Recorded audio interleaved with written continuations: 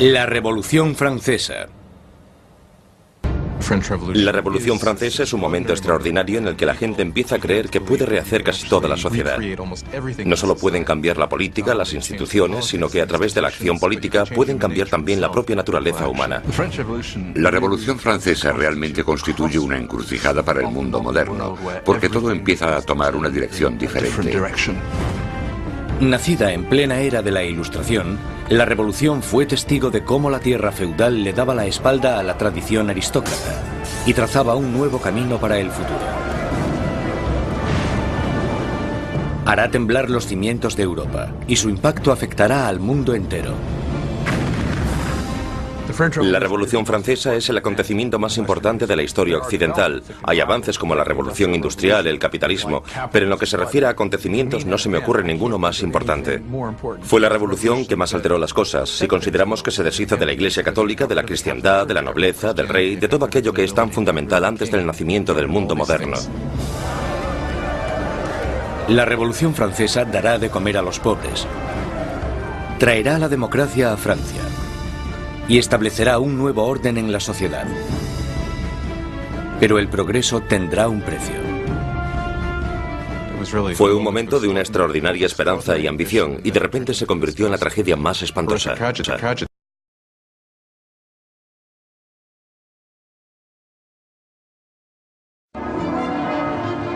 A pesar de la grandeza de su coronación, Luis XVI es totalmente consciente de que no está en absoluto preparado para ejercer de rey.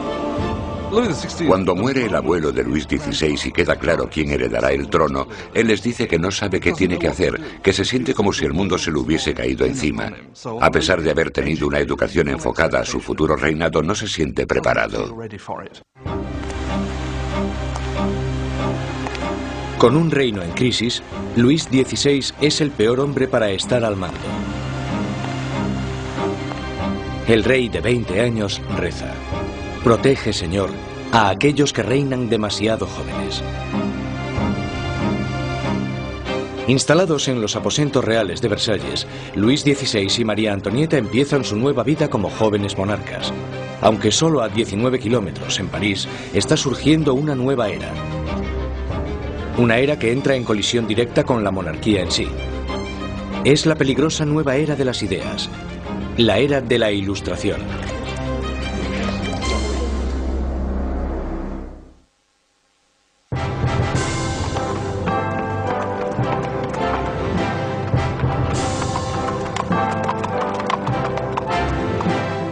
Mientras el carruaje real se va acercando al prestigioso colegio Louis le Grand en París, la gente se aglomera para echar un vistazo a la realeza. Es el momento de darle la bienvenida a París al nuevo rey, Luis XVI, y a su joven esposa.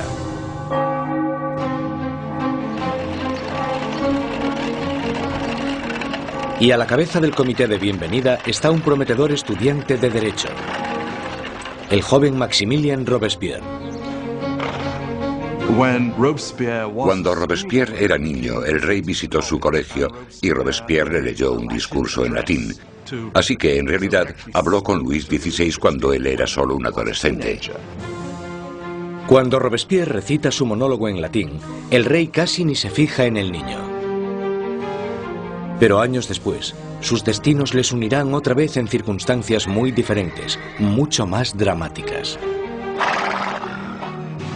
Fue uno de estos rituales habituales en los colegios, y por supuesto es totalmente irónico porque allí estaba el joven Robespierre leyendo este discurso en honor al hombre que más tarde matará.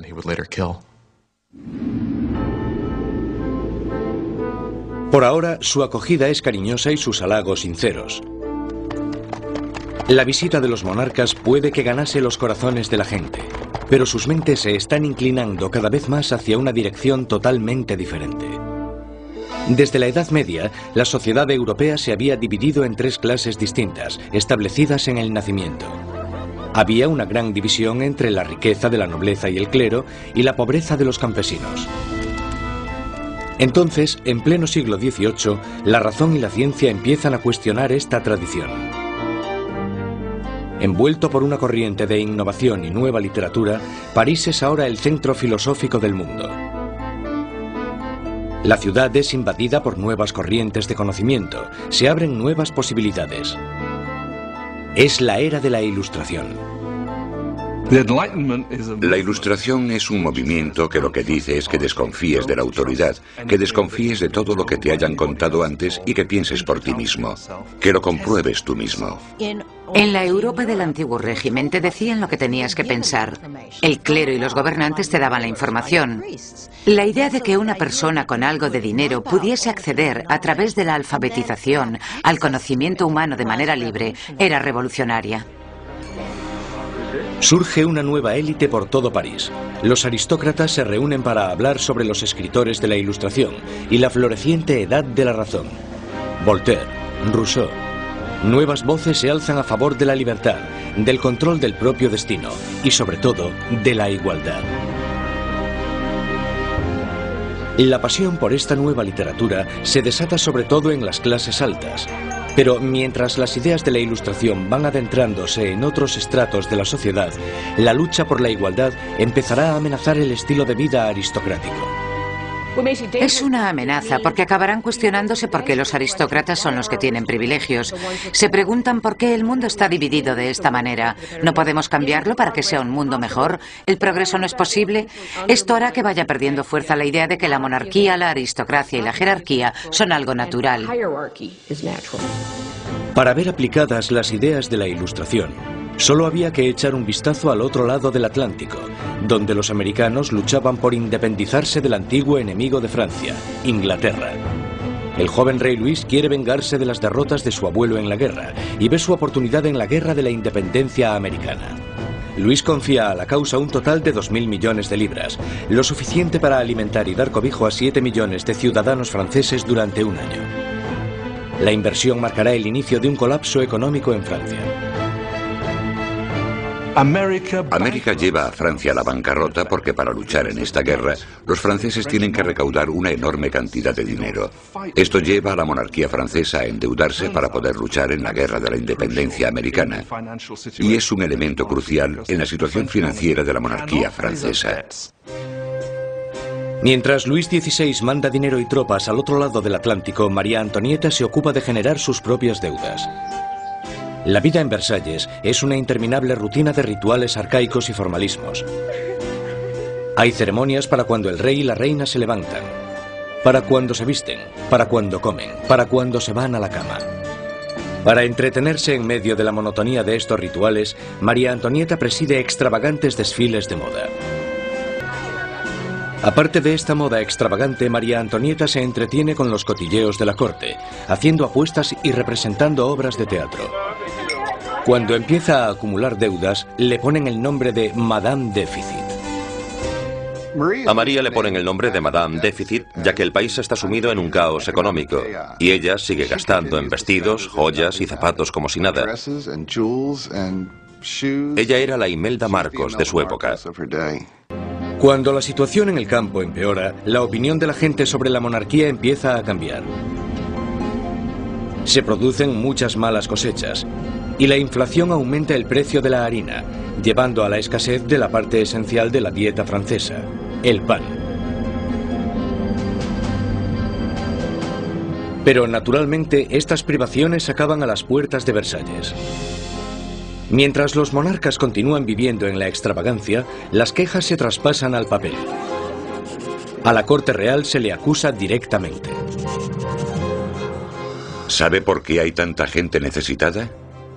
¿Es acaso que su lujoso estilo de vida devora en un día lo que 1 millar de hombres necesitaría para subsistir? ¿Quién es el hombre que está detrás de estas acusaciones?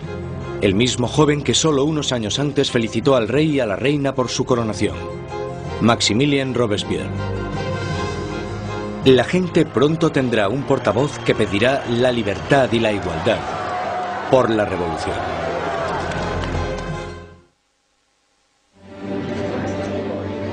A finales del 1700, Versalles es un oasis de extravagancia, rodeado de una tierra desesperada. Y con un rey inseguro al mando, Francia está trazándose su camino al desastre. Después de 19 años de matrimonio, Luis tenía 4 hijos. Aún así, como rey sigue siendo impotente. En un intento por demostrar su liderazgo, Luis se mete a hacer reformas financieras. Pero su equivocada manera de manejar las finanzas carga a los pobres con muchos impuestos, mientras la nobleza no paga casi nada. Con la economía por los suelos y la gente cada vez más inquieta, parece que incluso Dios está enfadado, golpeando a Francia con el invierno más frío de los últimos 90 años. Si alguna vez hubo intervención divina para empeorar la situación, seguro que fue en el verano de 1788 y la primavera de 1789. En el verano de 1788 había una creciente crisis política desarrollándose en un momento de seria escasez de comida.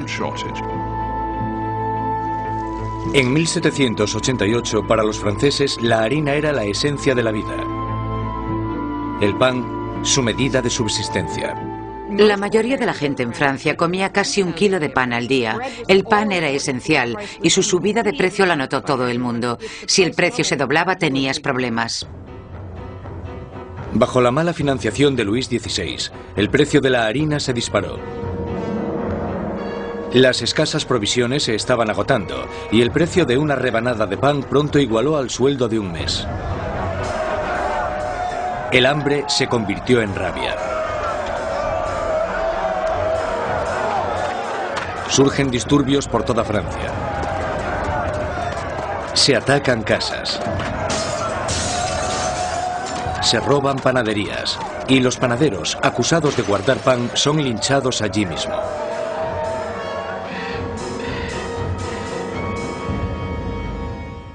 Con la economía destrozada, los bancos fuerzan a Luis XVI a contratar a un ministro de Economía, Jacques Necker.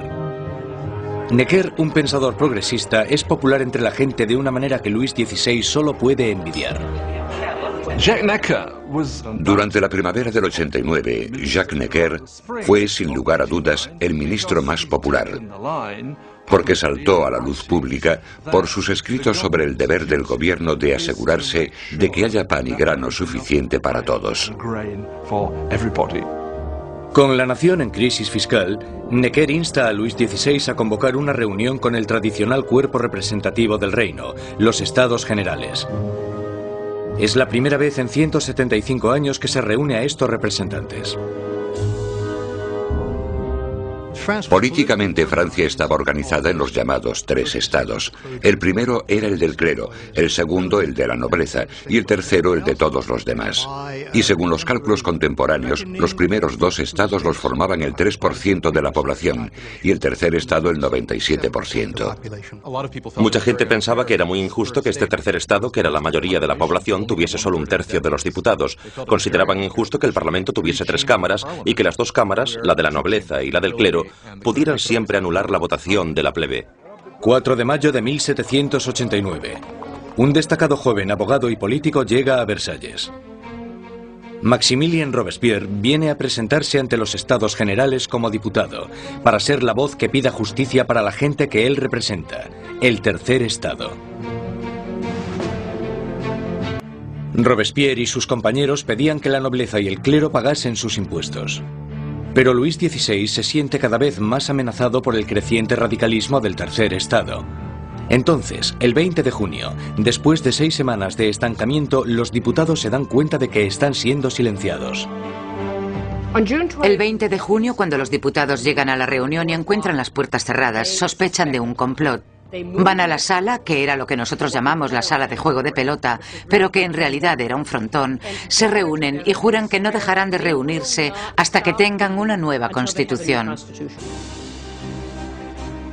Los diputados deciden constituirse en una nueva Asamblea Nacional y ser los verdaderos representantes del pueblo de Francia.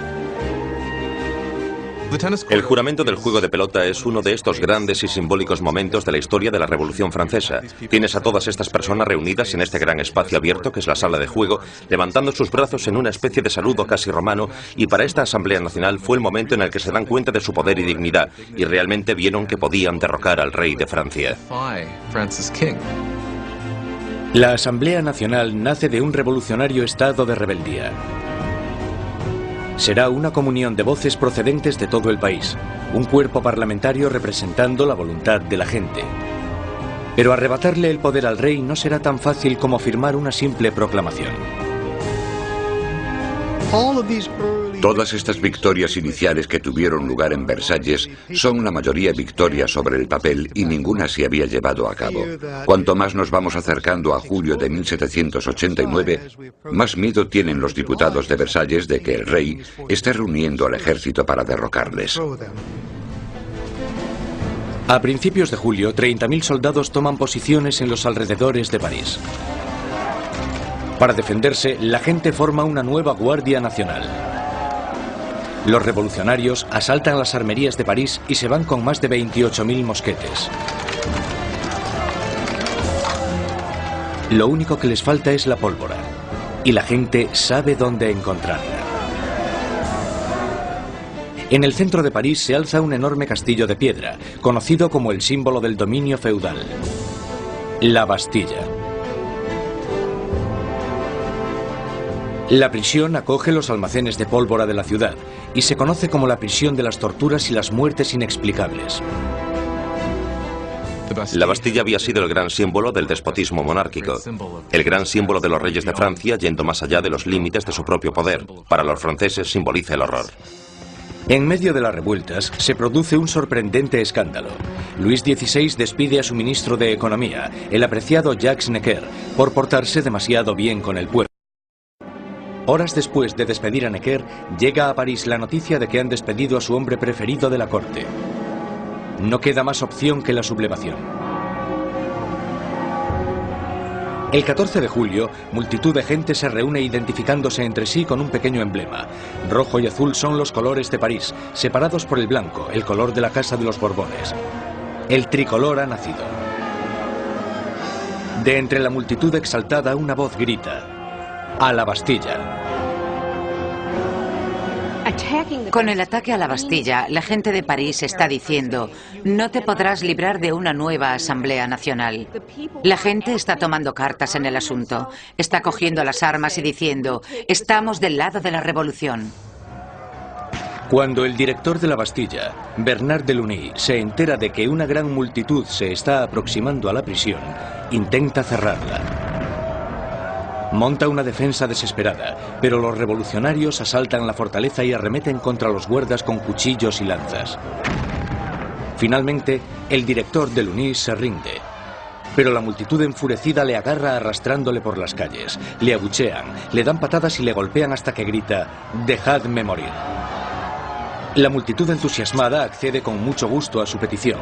Le apuñalan, le disparan y nace una revolucionaria tradición. Su cabeza decapitada desfila por las calles clavada en una lanza. Los diputados de la Asamblea Nacional no condenan inmediatamente este acto de violencia. De hecho, lo aceptan. Y fue esta aceptación de la violencia política lo que, bajo el punto de vista de algunas personas, creó una forma de conducta que tendrá consecuencias catastróficas para el desarrollo de la revolución. Con el humo aún levantándose de la Bastilla, Luis XVI vuelve de su viaje de caza. Debajo de la fecha del 14 de julio de 1879 escribe: «Nada», refiriéndose a su desafortunada caza. Un asesor le interrumpe con las noticias de los disturbios y la caída de la Bastilla. Luis XVI le pregunta: ¿es una revuelta? «No, señor», responde. «Es una revolución».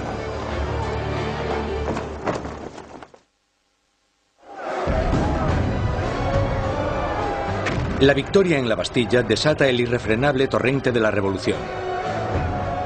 La gente ha desafiado a su rey y ha ganado. No hay vuelta atrás. La energía en las calles da un nuevo ímpetu a la Asamblea Nacional. En pocos días se escribe una nueva constitución llamada la Declaración de los Derechos del Hombre y del Ciudadano. En este atrevido documento, las arcaicas distinciones de clases son abolidas y todos los hombres son considerados totalmente iguales.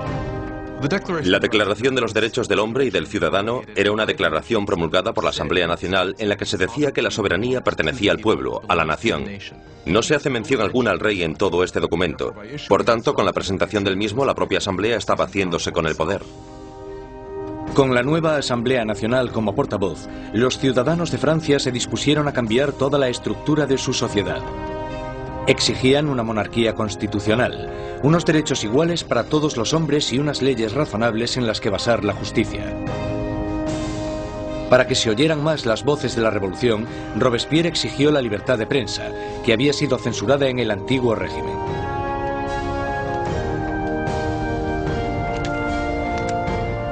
Como resultado, la prensa libre la encabeza l'Ami du Peuple, el amigo de la gente. Un periódico radical lleno de sermones sarcásticos y provocadores. Es la creación de un exmédico, Jean-Paul Marat.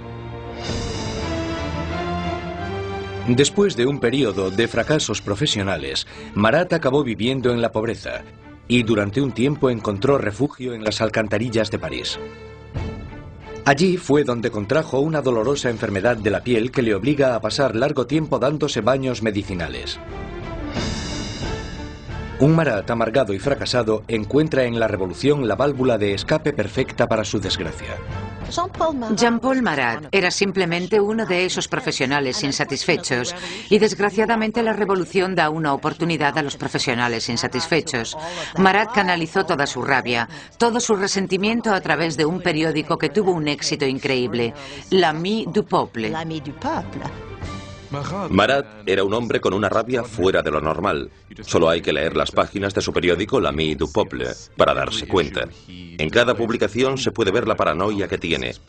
Ve conspiraciones en todas partes contra la revolución y para él la respuesta es muy simple. La sangre, las cabezas. Marat aborrece la extravagancia de la monarquía en medio de la pobreza que domina Francia. Y solo necesita el rumor más insignificante para arremeter contra el rey y la reina en su periódico. El 2 de octubre de 1789 explota de rabia.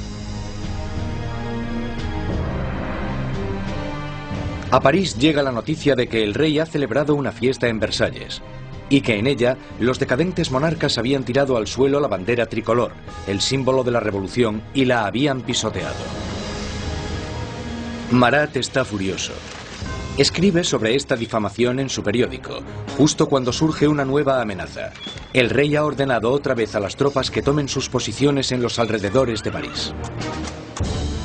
Con el golpe maestro de la Bastilla aún reciente en las mentes de las personas, Marat insta desesperadamente a entrar en acción. Gente de París, es el momento de que abráis los ojos. Salid de vuestro letargo, despertad. Una vez más, despertad. 5 de octubre. París se despierta con un ensordecedor ruido de campanas. Las mujeres se reúnen cerca del ayuntamiento para protestar por la escasez de pan. Y, según la gente se va enterando de la ofensiva fiesta del rey, el miedo al acercamiento de las tropas reales se mezcla con la rabia. Pronto, miles de mujeres se dirigirán a Versalles, con lanzas y pistolas en sus manos. Las mujeres van a exponer sus quejas al rey. El núcleo de esta multitud estaba compuesto por las famosas poissardes, las temidas pescaderas de los mercados centrales, famosas por su complexión fuerte y su valentía. Iban equipadas con cuchillos enormes de escamar pescado y estaban muy fuertes para transportar cajas. Yo no me atrevería a meterme con ellas. Son mujeres de los barrios pobres que se ven afectadas por el aumento del precio del pan y la escasez de productos. De repente se dan cuenta de que tienen que hacer algo. Es bastante increíble que estas mujeres de a pie, que seguramente la mayoría no supieran ni escribir su nombre, de repente se convirtiesen en las protagonistas de un proceso histórico. Mientras las mujeres se reúnen fuera de las puertas, Luis XVI se da cuenta de que la revolución ya no puede ser ignorada. La tiene en la puerta de su casa. Acepta firmar la Declaración de los Derechos del Hombre y del Ciudadano, pero la multitud continúa aumentando durante la noche. Cuando llega la mañana, hay 20.000 personas acampadas fuera de Palacio Real. Para acabar con los signos de distancia entre el rey y sus súbditos, la multitud enfurecida pide que el rey y la reina se trasladen a París.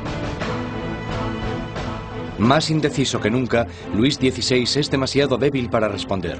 Su indecisión desatará la furia entre la multitud y pondrá las vidas de la familia real en grave peligro. Al no conseguir conformidad inmediata con lo que ellas quieren, realmente parece que van a matar a la reina. Un grupo de mujeres entran en el palacio, pidiendo a gritos la sangre de la reina. Matan a los guardas, los decapitan y clavan sus cabezas en lanzas. Estaban como locas gritando por todo el palacio. Dadme sus entrañas, dadme su cabeza, yo quiero una pierna, yo quiero un brazo. Creo que estaban tan frenéticas que si la hubiesen encontrado probablemente la habrían descuartizado.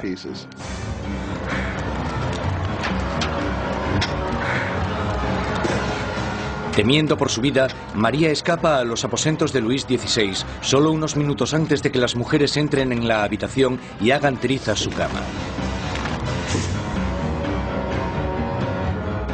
El rey y la reina están ahora a la merced de la multitud.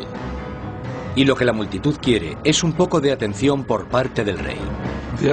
La única forma de que las mujeres se calmen es que la familia real acepte ir a París, porque creen que una vez que estén allí, entonces pueden obligarles a hacer lo que la gente de París quiera. 60.000 personas inician la marcha, llevándose de Versalles carros y carretas de harina de la despensa real.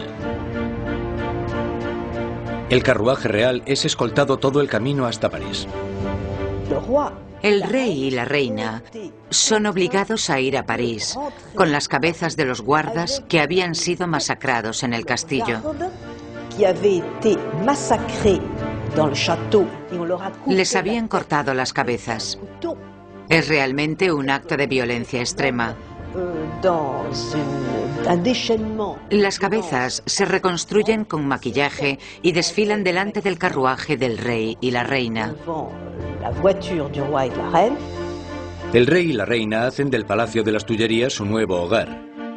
Nunca volverán a ver Versalles. El poder está ahora en manos de la gente. Francia tendrá una nueva democracia, unas nuevas leyes y una nueva e inolvidable forma de justicia hará su debut en el Estado revolucionario. La guillotina.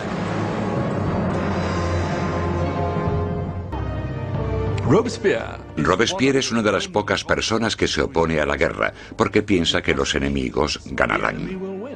Robespierre teme que el país no esté preparado porque no tiene un ejército capaz de derrotar al enemigo, y por tanto el enemigo llegará y destruirá la revolución. Robespierre no consigue convencerlos. En abril de 1792, la Asamblea declara la guerra a Austria, el país gobernado por la propia familia de María Antonieta. Surge un sentimiento nacionalista. Si Austria derrota al ejército revolucionario, Luis XVI sin duda reclamará su trono. Y se sospecha que María Antonieta está ayudando al enemigo mediante el envío de cartas a sus familiares en Austria, en las que se les pasa los movimientos de las tropas francesas para que obtengan ventaja. Todo esto mientras el rey y la reina simulan su apoyo a la revolución. Luis XVI y María Antonieta están jugando a dos bandos. Muchas veces simulan estar a favor de la revolución, pero a la vez conspiran contra ella. Están intentando sobrevivir. Se podría entender como que son supervivientes, pero bajo el punto de vista revolucionario, son unos mentirosos.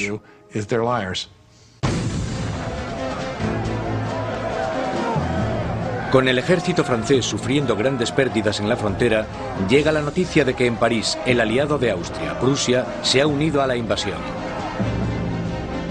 Las tropas están bajo el mando del duque de Brunswick, un general prusiano. La tensión invade las calles de París.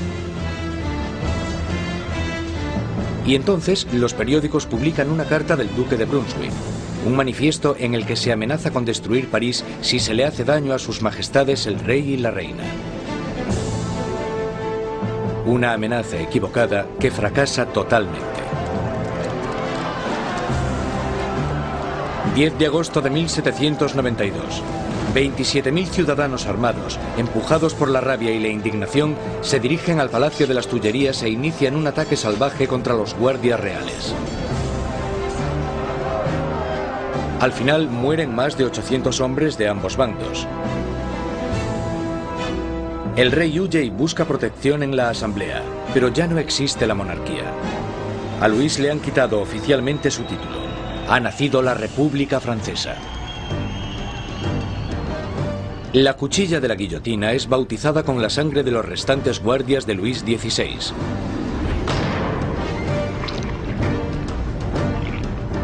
Y Robespierre, en su día un incondicional opositor de la pena de muerte, ha cambiado de opinión. El nacimiento de una nueva república solo puede iniciarse con la muerte de un rey.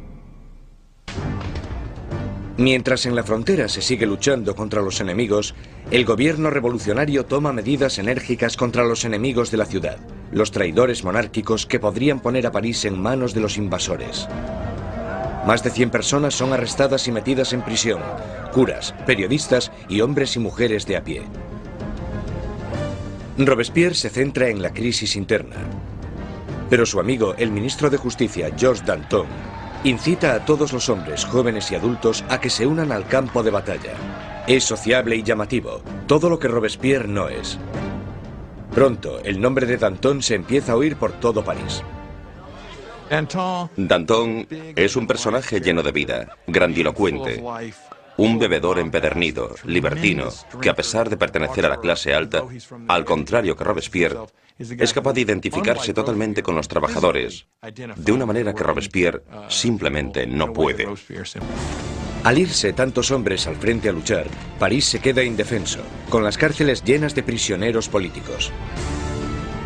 Un miedo inquietante inunda la ciudad. La creciente multitud de prisioneros quizás sea difícil de contener. Marat lanza a los ciudadanos revolucionarios una propuesta sangrienta: bajar a las prisiones y matar a todos los que estén dentro. Los ejércitos extranjeros estaban acercándose a París. Si llegan a entrar en contacto en París con los enemigos de la revolución en las prisiones, entonces esto hubiera dado lugar a algo terrible desde el punto de vista de la gente. En la primera semana de septiembre llegan malas noticias del frente. Prusia ha tomado Verdun, una ciudad en el camino de París. Ahora el enemigo está solo a unos kilómetros de distancia. El miedo que asolaba París explota. Los Sansculottes entran en las prisiones e inician un violento ataque contra los presos de la ciudad. No dejarán vivo a ningún traidor.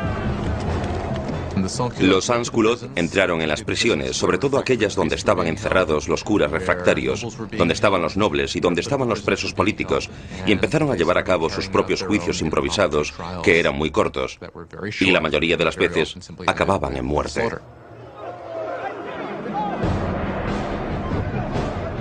Las mujeres son violadas o mutiladas, los curas son destripados, los aristócratas descuartizados. En la primera masacre, más de 1.600 personas son asesinadas en solo unos días. Cuando la noticia de las masacres de septiembre se extiende por Europa, los enemigos de la revolución sienten repulsión.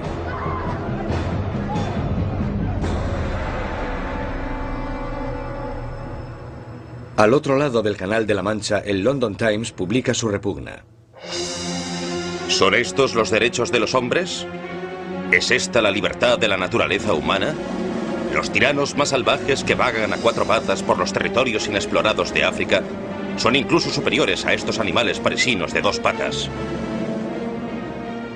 La revolución ha tomado un rumbo intolerable. Incluso Robespierre se da cuenta de que las cosas han ido demasiado lejos, que la gente no puede dirigir sola la revolución. Necesitan a alguien que les guíe. Una mano de hierro.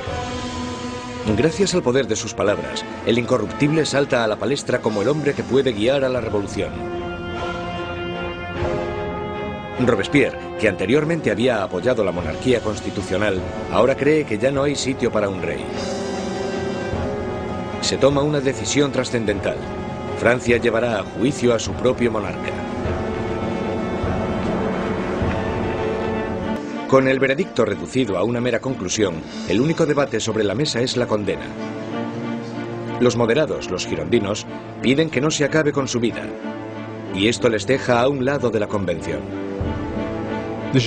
A los girondinos se les planteaba una cuestión importante en lo que se refiere al rey, porque aunque ellos estaban convencidos de querer una república, no estaban tan seguros de que fuera necesario matar al rey. Los jacobinos, que querían la sangre del rey, superaban en número a los girondinos. ¿Por qué los jacobinos querían matar al rey? Yo creo que porque, como muy bien dijo Robespierre, para que la revolución pueda vivir hay que matar al rey. Si está bien que haya un rey, entonces algo va mal en la revolución. En todos los sistemas que existen, solo hay un castigo para la traición, y esa es la muerte. Por tanto, en ese sentido, si el rey es culpable de traicionar a su país en tiempos de guerra, entonces la conclusión es que debe sufrir la muerte de un traidor. El 20 de enero de 1793, Luis XVI es declarado culpable. Se dicta sentencia. El rey debe morir. A la mañana siguiente, un carruaje lleva a Luis XVI al patíbulo. Estoicamente camina hacia la guillotina.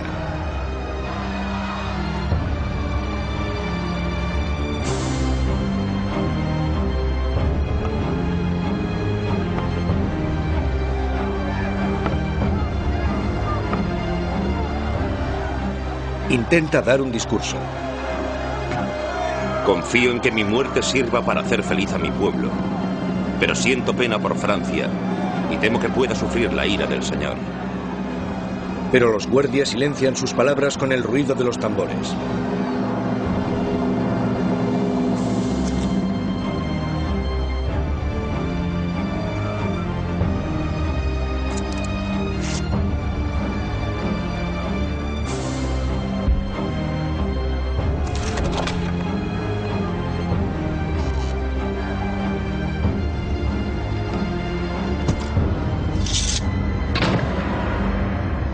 A las 10:22 de la mañana se acaba con la vida del hombre que fue rey de Francia. Desde la prisión del templo, María Antonieta oye los disparos de los cañones, anunciando la muerte de su marido. Se desploma del disgusto.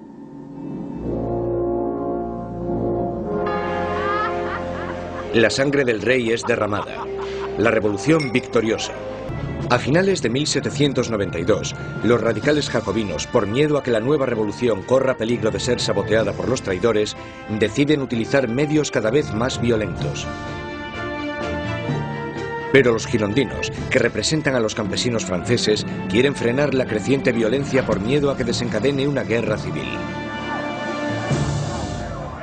Su mayor oponente, Jean-Paul Marat, responde a los girondinos con furiosas palabras en su periódico, publicando los nombres de aquellos que él cree que están conspirando contra la revolución. Marat, que anteriormente había exigido la ejecución de 200 personas, ahora pide la de más de 200.000. Cuando observas el periodismo de Marat, te das cuenta de que tiene un principio básico que es el de ser más radical que nadie y exigir que se mate a la gente. Si observas el periodismo de Marat, todo el rato dice, con solo cortar unas cuantas cabezas todo irá bien. Y cuando las cosas no van bien, si cortas unas cuantas cabezas más, todo irá bien. De repente, los parisinos empiezan a matar a gente y Marat es el primero que quiere llevarse el mérito por eso. Pero el movimiento radical no ha llegado a todas partes. La gente de las afueras de París está furiosa con la creciente brutalidad de los jacobinos y piden que pare el derramamiento de sangre. Este mensaje llega a oídos de la encantadora Charlotte Corday, una chica provinciana sencilla pero a la vez segura de sí misma. Charlotte Corday es una mujer corriente de la ciudad de Caen que está horrorizada por las muertes que están sucediendo y quizás con razón considera que Marat es el principal responsable de todo esto. Él ha jugado un papel decisivo en el radicalismo de la revolución. La gente seguía pidiendo que rodasen cabezas. 13 de julio de 1793. Charlotte Corday llega a París. Sabe que el amigo del pueblo tiene una política de puertas abiertas y que a Marat se le puede encontrar en su casa a cualquier hora, dándose baños medicinales. Corday le visita con la excusa de que tiene una lista de traidores, de aquellos que están colaborando con los enemigos extranjeros para acabar con la revolución. Marat le pide la lista, prometiendo a Corday que los traidores serán guillotinados al día siguiente. Y cuando se la da, coge una daga, un pequeño puñal, y se lo clava en el pecho.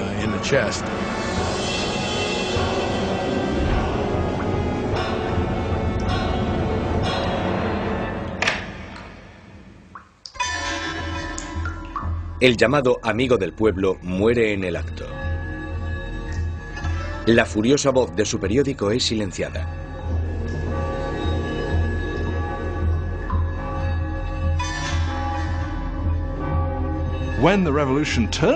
Cuando la revolución se convierte en un baño de sangre, es muy fácil echarle la culpa a él, y por supuesto eso fue lo que hicieron los que le odiaban o le temían. Y esa es una de las razones por las que Charlotte Corday lo asesina en 1793, porque cree que él es el responsable de muchas de las sangrientas atrocidades que han ocurrido. Corday no intenta escapar. En el juicio declara que no está arrepentida.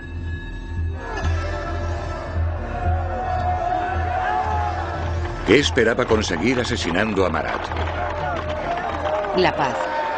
Ahora que está muerto, volverá la paz a mi país. Charlotte Corday es rápidamente ejecutada y su sueño de paz muere con ella. Ha matado a Marat el hombre, pero ha creado a Marat la leyenda, y su famosa muerte es retratada por un pintor revolucionario, Jacques-Louis David. Se convirtió en un mártir. Se convirtió en algo casi como una figura religiosa. Había gente que incluso le rezaba. Decían, corazón de Jesús, corazón de Marat. El 15 de octubre se celebra el juicio de María Antonieta y es acusada de traición y de dilapidar los fondos nacionales. Las pocas pruebas que se presentan son basadas en espantosos y vengativos rumores. Una acusación se añade a la lista. Es acusada de incesto con su hijo. Ante esta acusación, María Antonieta se alza para defenderse. Apelo a la conciencia y a los sentimientos de todas las madres presentes para saber si hay alguna de vosotras que no se estremezca ante la idea de semejante horror.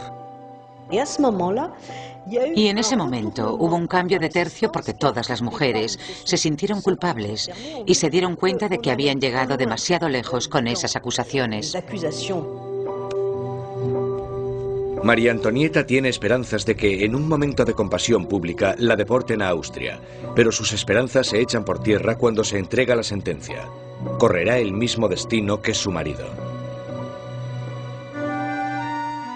María Antonieta estaba en cierto sentido condenada desde el principio. Era el símbolo de la alianza austríaca que había demostrado ser desastrosa para Francia. Le atan las manos con firmeza. Mientras es escoltada para salir de la prisión, tiene la esperanza de que llegue un carruaje. En vez de eso, es una carreta, la carreta donde van los criminales comunes. Ella esperaba que cuando la llevasen al patíbulo recibiría el mismo tratamiento que recibió el rey, lo que suponía subir en un carruaje cerrado para que la multitud no pudiese llegar hasta ella. Pero la pusieron en una carreta abierta y la gente le gritaba todo tipo de cosas, cosas horribles, terribles amenazas. Apenas la sombra de la soberana que fue, María Antonieta mantiene su dignidad de reina mientras desfila por las calles de París.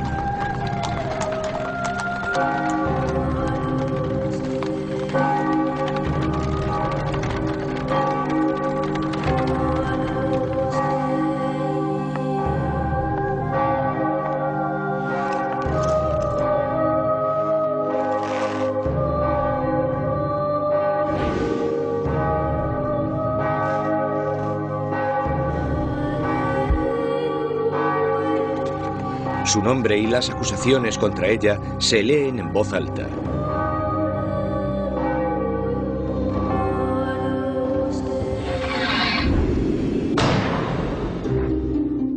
La última reina de Francia ha muerto.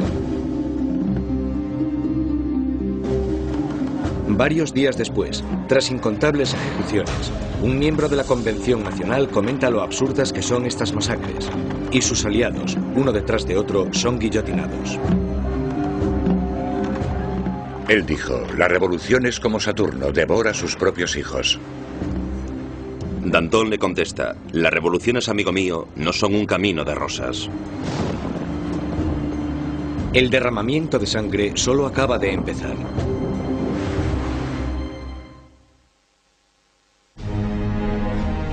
Septiembre de 1793.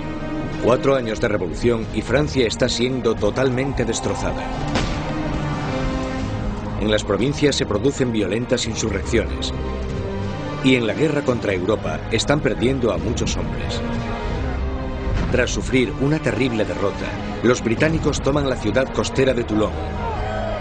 Europa está minando cada vez más las fronteras francesas. Francia es el país más grande y más poblado de Europa Occidental y tiene un gran poder militar. Y claro, cuando empezó la revolución, un montón de sus tradicionales enemigos y también un montón de sus tradicionales aliados pensaron, sí, esta es nuestra oportunidad, no para hacerse con algún territorio de Francia, sino para enriquecerse a su costa y debilitarla, para siempre. Francia está aislada de toda Europa. Gran Bretaña la está bloqueando y Austria y Prusia están atacándola e invadiéndola. La gente de París tiene miedo de que la victoria de la contrarrevolución dé lugar a un baño de sangre.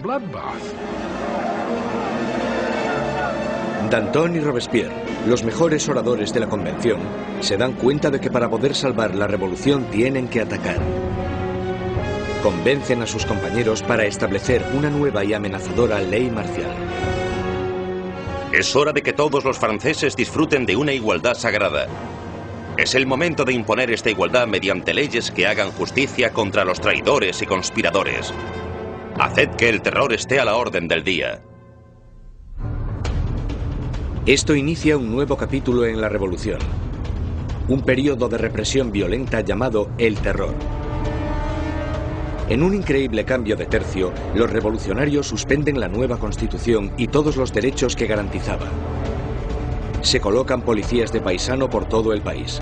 Cualquier persona sospechosa de realizar actividades contrarrevolucionarias es perseguida, sometida a un juicio rápido y mandada a la guillotina. El reino del terror fue concebido como un gobierno de emergencia.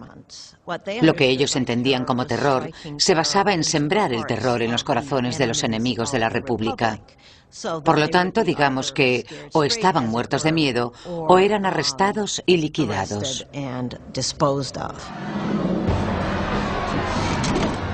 La más mínima sospecha podía mandar a cualquiera al patíbulo. Políticos que hablasen bien de la difunta monarquía, cualquiera que utilizase el antiguo monsieur o madame en vez del nuevo vocablo, ciudadanos. El miedo llena el aire. Los vecinos denuncian a sus vecinos.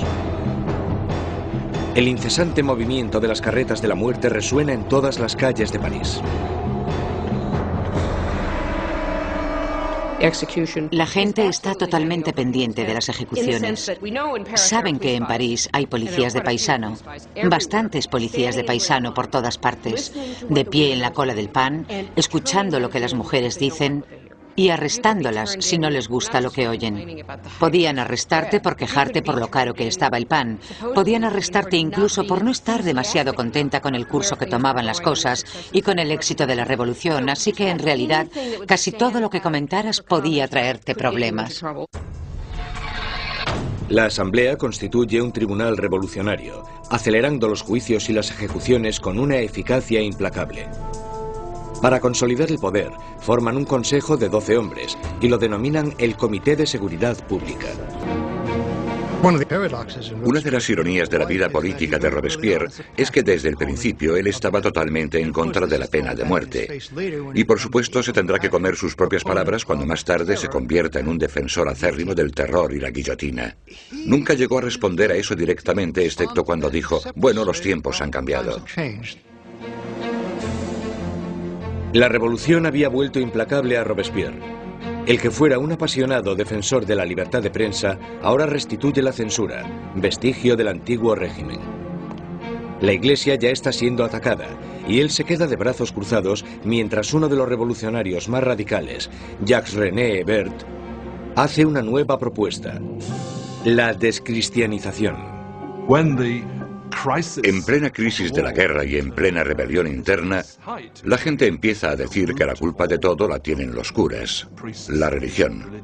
Y que lo que tenemos que hacer, si queremos salvarnos de los enemigos de la revolución, es destrozar el poder de la Iglesia Católica.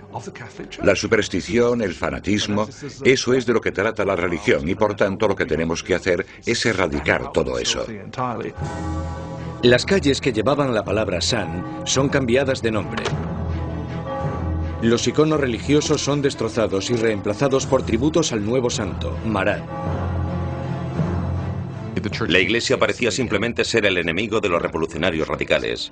A las iglesias y las catedrales les arrancan los altares, rompen las vidrieras, rompen las estatuas, simplemente destrozaron toda la riqueza de la iglesia. Por supuesto, a los europeos esto les chocó, incluso más que la muerte del rey. El terror se extiende por toda Francia. Se condenan las insurrecciones con una sanguinaria e implacable crueldad. En la ciudad de Lyon, donde los contrarrevolucionarios están ganando terreno, el Comité de Seguridad Pública sienta un ejemplo brutal. Cientos de rebeldes son atados, llevados a campos y acribillados en masa.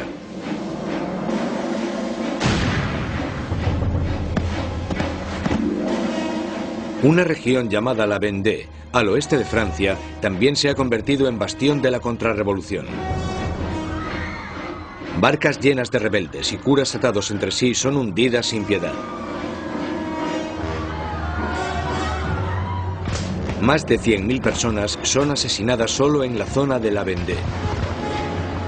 En París, la hoja de la cuchilla cae a un ritmo aún más frenético.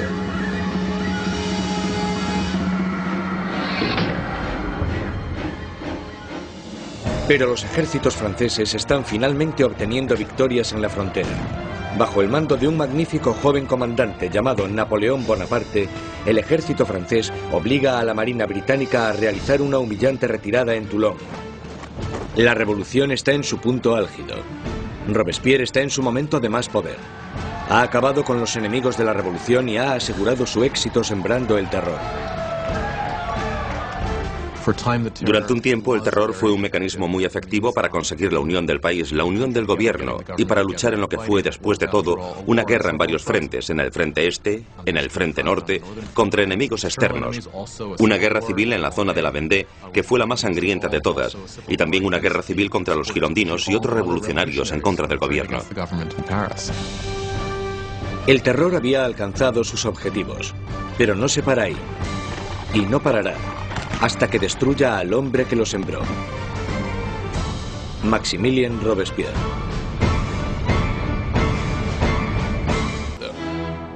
Para Danton, la revolución está yendo por el camino equivocado. Él y sus seguidores, los dantonistas, creen que es el momento de acabar con el terror, porque este ya ha hecho su función.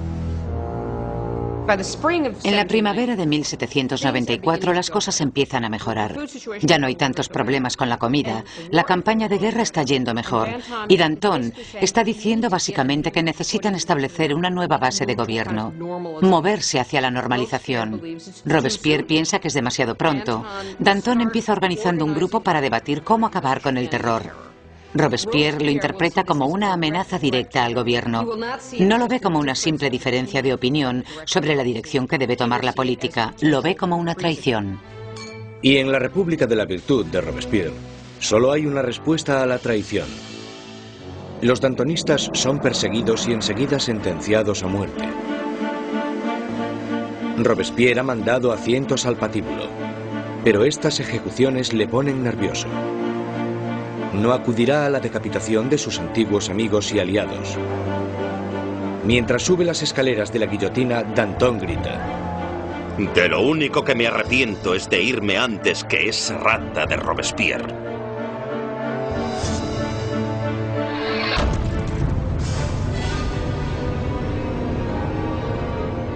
Con los dantonistas fuera de su camino, Robespierre inicia en Francia un período aún más sangriento y terrorífico. El Gran Terror. El Gran Terror es el nombre de la última fase del terror que duró desde la primavera hasta el verano de 1794. En este periodo, el ritmo de las ejecuciones empieza a aumentar de verdad, con lo que se desata el miedo, principalmente en París, aunque en todo el país empieza a aumentar de manera exponencial. Se calcula que al mes en París se realizaban 800 ejecuciones, y al final del periodo incluso más. El verdugo de París está más ocupado que nunca. Pero el 6 de junio de 1794, las carretas de la muerte dejan de sonar. La guillotina permanece silenciosa. Robespierre ha declarado un nuevo día de fiesta religiosa, el Festival del Ser Supremo. Quiere reemplazar al viejo dios católico por uno nuevo, la diosa de la razón. Dicen que Robespierre nunca apoyó las políticas ateas. Él pensaba que la gente necesitaba creer en una divinidad, y ayudó a introducir este culto, que se llamaba el culto al Ser Supremo. Y creo que fue en junio de 1794 cuando se colocó este increíble escenario, con coros de gente vestida de blanco cantando, y se construyó esta especie de montaña de papel maché en el centro de París. Y en el momento más importante de la ceremonia, el propio Robespierre salió de la cima de esta montaña vestido con una toga y caminando montaña abajo. Y creo que en ese momento un montón de gente pensó, vale, ¿quién se cree que es? ¿Acaso se cree que es Dios? ¿Acaso se cree que es el rey? Mientras el Gran Terror se descontrola, los aliados de Robespierre se dan cuenta de que ha perdido totalmente el contacto con la realidad. Hay algunos que piensan que Robespierre realmente había llegado a un punto tan extremo e irracional que ya no había vuelta atrás. Unos creen que su fanatismo le ha superado y otros que simplemente se ha vuelto loco.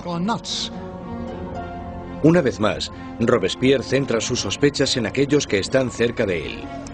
El 27 de junio, ahora el 9 de Thermidor, aparece en la convención y da un discurso lleno de amenazas. Será el último discurso que dará. Robespierre comete un error. Anuncia que tiene una nueva lista de enemigos de la República, pero no quiere darla. Todo el mundo teme estar en ella. Y cuando al día siguiente decide hacerla pública, le arrestan antes de hablar. Un improvisado coro de voces grita a Robespierre. Él les mira en silencio. Los diputados le acusan de rebeldía e inmediatamente le retiran de la convención. Robespierre y varios de sus aliados son llevados al ayuntamiento, donde permanecen vigilados durante la noche. Por la mañana temprano se oyen disparos y los guardias corren al segundo piso.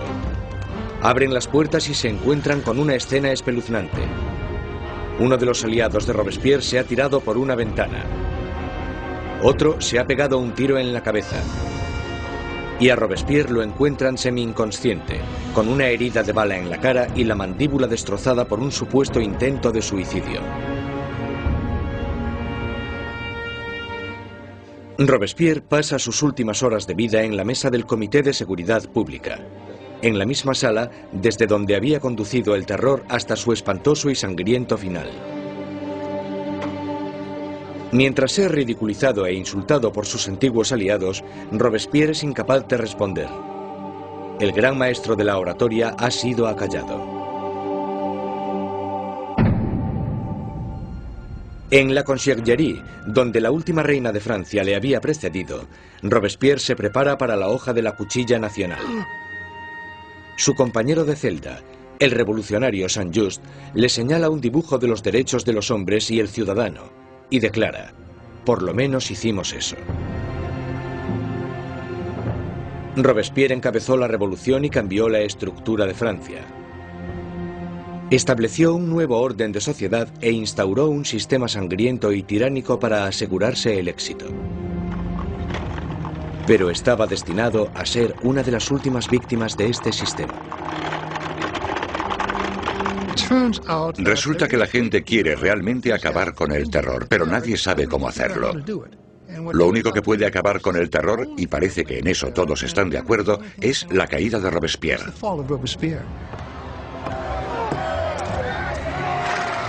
El 27 de julio de 1794, la guillotina acaba con el incorruptible. Y la última sangre del terror es derramada. El terror muere con Robespierre, pero la revolución no. Los derechos del hombre, la democracia, la nueva república. Los logros de la revolución sobrevivirán más que cualquiera de los propios revolucionarios. Francia entrará en un periodo de incertidumbre, paralizada por el miedo a otro terror, o incluso algo peor: la vuelta a la pasada monarquía opresiva. Pasarán 5 años de estancamiento, hasta que, una vez más, el poder se consolide en manos de un único hombre, Napoleón Bonaparte. Los historiadores no se ponen de acuerdo sobre cuándo terminó la revolución. Algunos creen que terminó con la subida al poder de Napoleón. Otros mantienen que la revolución continuó hasta el siglo XIX e incluso más allá. La Revolución Francesa es un momento en el que la gente toma por primera vez las riendas de su propio destino.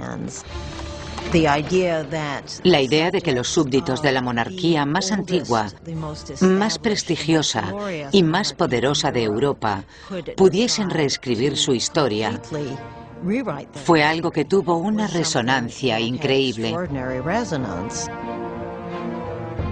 La revolución destruyó la antigua Europa feudal y cambió para siempre el curso de la civilización occidental.